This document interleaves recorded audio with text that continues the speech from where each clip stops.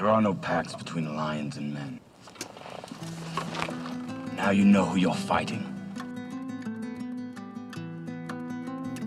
O guerreiro deve ser cuidadoso e ter aversão à derrota. Se não tomar cuidado com palavras como que medo ou que dor, essas palavras não devem ser ditas nem mesmo de brincadeira, tampouco num impulso ou quando se fala durante o sono. Se uma pessoa perspicaz escutar tais palavras, ela chegará ao fundo do coração do indivíduo. Isso é algo a respeito do qual devemos refletir muito. Esse é um princípio que fica bem evidente aqui no Hagakure, o mindset da vitória. Existe a problemática da autoajuda como aquela que produz a falsa sensação de bem-estar sem desenvolver de fato o indivíduo. E isso você deve evitar acima de tudo. E isso aqui soa como uma dessas coisas. Mas não é. Isso aqui é sério. Você não deve nem flertar com a dor, com a covardia e coisas do tipo. O samurai deve ter sempre o clima mental apropriado para a sua função, que é servir a seu mestre. Mas que hoje poderíamos estender ao princípio de servir algo, não só um mestre. Servir um grupo, uma ideia. O caminho do homem é o caminho da servidão, porque acima de tudo, o homem é útil. Este é seu propósito. Um homem inútil não é nada. Ele não é visto como homem.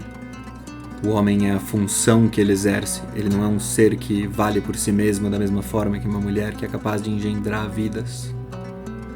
Isso é uma coisa dura, mas é uma coisa que todo homem tem que ter em mente.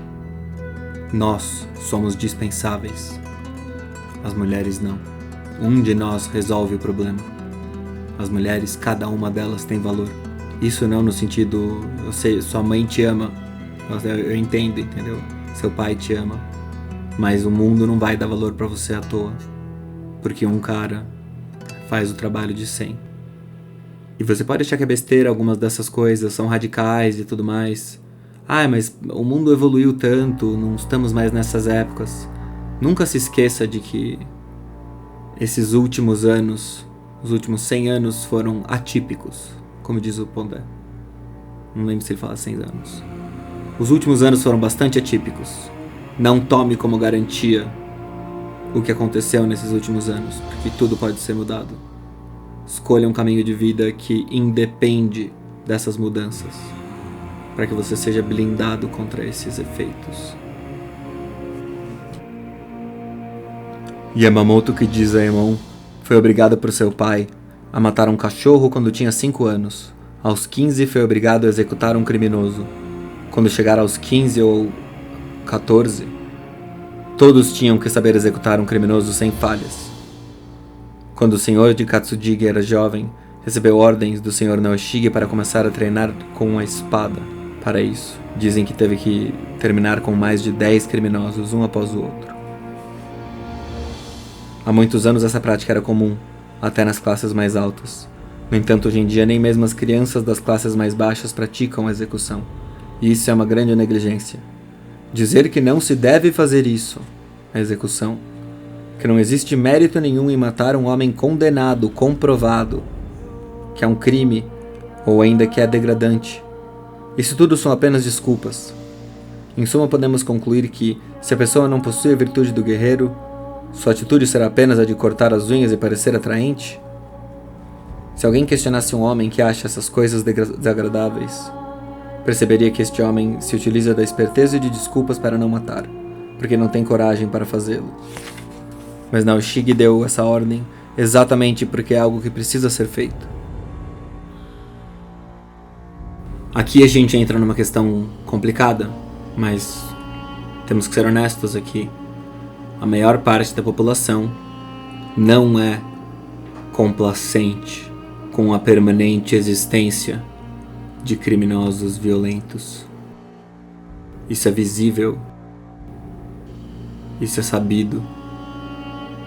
O que a população tem é desconfiança de que o processo não é justo, de que os que são pegos não são os culpados e os culpados saem impunes. Mas se o sistema fosse perfeito de forma que só pegasse culpados por crimes violentos reais, coisa dos 10 mandamentos, sem incluir as coisas que hoje mudaram. Se você pega roubo e assassinato, quantos homens de nós, se tivesse prova absoluta da culpa de um assassino, não acharia justa a sua punição severa, a sua remoção física efetiva do território nacional, de um jeito ou de outro? Eu não tenho esses números, mas a minha vida me indica que a maior parte dos homens que não é a favor de punições severas sempre tem desconfianças quanto ao processo, quanto à legalidade funcionar devidamente. E é só por essa razão que não se respeita a ideia de punir com severidade aqueles que são criminosos realmente severos. Por isso, hoje nós vivemos exatamente o que em outra passagem eles falam. Quando o crime é incerto, a punição deve ser mais leve. A punição deve ser leve. Às vezes, se o crime é incerto, você pode nem querer punir, porque o peso de prova estaria em alguém provar que sofreu. Mas pode-se considerar num grupo de pessoas que há indício suficiente, embora não provas, de que alguém cometeu algum mal, mas não se há certeza absoluta. E o grupo decide, nesse caso, esse é o conselho do senhor que estava ali falando. Esse grupo deve, então, puni-lo sem severidade. Puni-lo, mas não com severidade. Porque não puni-lo seria de menos, mas puni-lo com severidade seria demais. A situação atual é tal que a falta de confiança em instituições e no bom funcionamento delas, mesmo entre seus defensores, ela não é o suficiente. E aí o resultado é exatamente o que seria previsto. Lembrem-se, no entanto, que isso aqui é um ensaio sobre a filosofia samurai, sobre o Bushido. Não refletem as minhas opiniões exatamente. Eu não escolho filmes que vão totalmente contra a minha visão, geralmente, mas em geral existem coisas com as quais eu não vou concordar, ou sobre as quais não é permitido concordar.